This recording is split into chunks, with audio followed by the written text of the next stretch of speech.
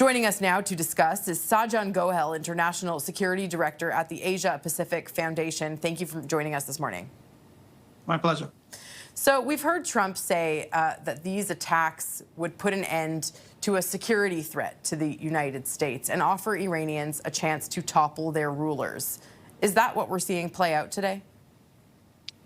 Well, we've gone into unprecedented territory. We're looking at the goal of regime change by the United States. There has not been a change in regime in Iran since the 1979 Islamic Revolution that brought down the Shah of Iran and instituted the theocratic regime that has remained in existence since then.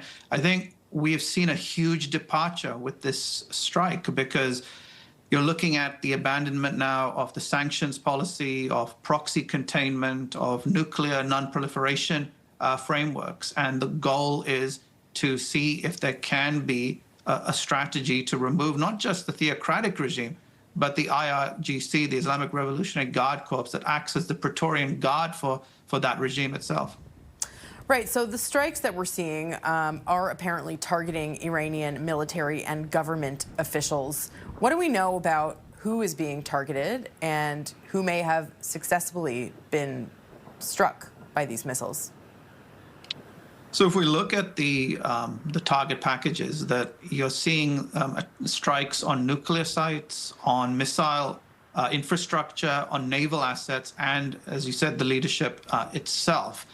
It is too early to tell at the moment if any have been specifically successful in targeting the leadership. There's stories that the Ayatollah Khomeini and his Guardian Council have gone underground, that the leadership of the IRGC itself now is having to take precautions as to where they're being seen. This series of strikes is not going to end today. Those fighter jets of both Israel and the United States, they'll need to be refueled, resupplied.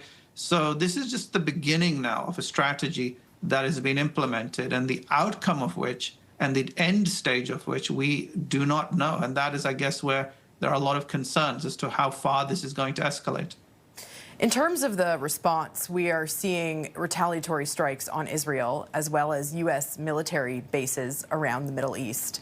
At what point do you think the countries that these military bases are located in will get looped into this conflict? Effectively, they've already been looped in. We've seen those strikes from Iran, retaliatory strikes hit Bahrain, the United Arab Emirates, Qatar. Jordan has had to use its defense system to bring down missiles.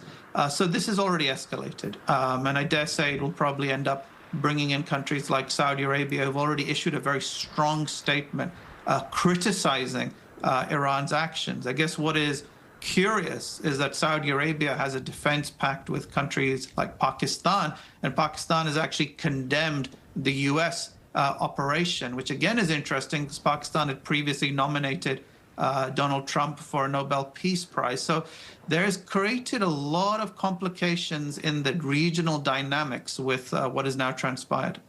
Well, Saudi Arabia getting involved here would certainly change the rules of the game completely. At what point do you think they would get involved in this?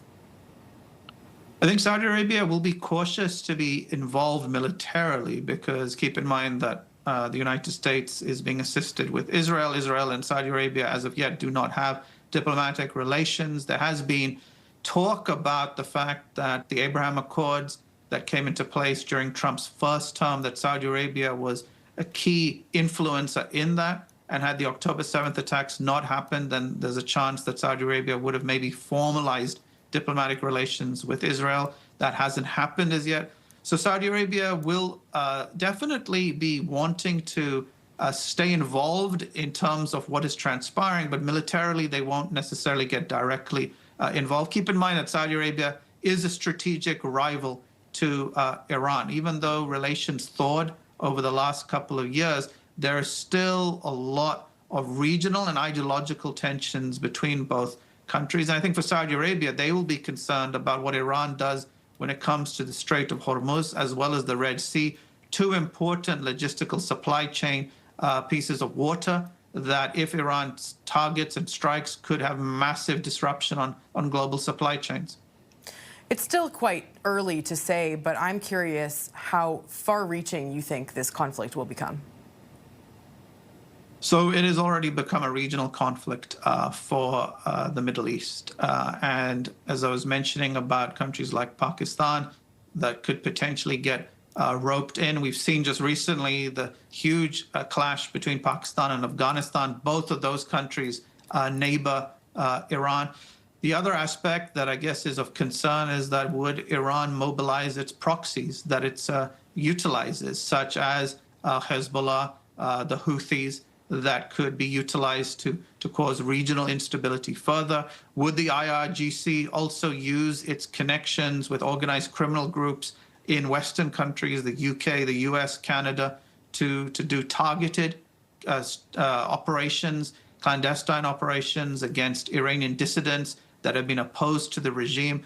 Iran is now having to fight for its survival and its existence. So in many ways, they have nothing to lose but to cause as much harm and inflict damage. We will probably see them trying to target U.S. military installations as well as the U.S. naval fleet that is nearby. This is, as I said at the start of our discussion, an unprecedented moment that we are witnessing. All right, we will leave it there for now. Thank you very much for breaking that down for us.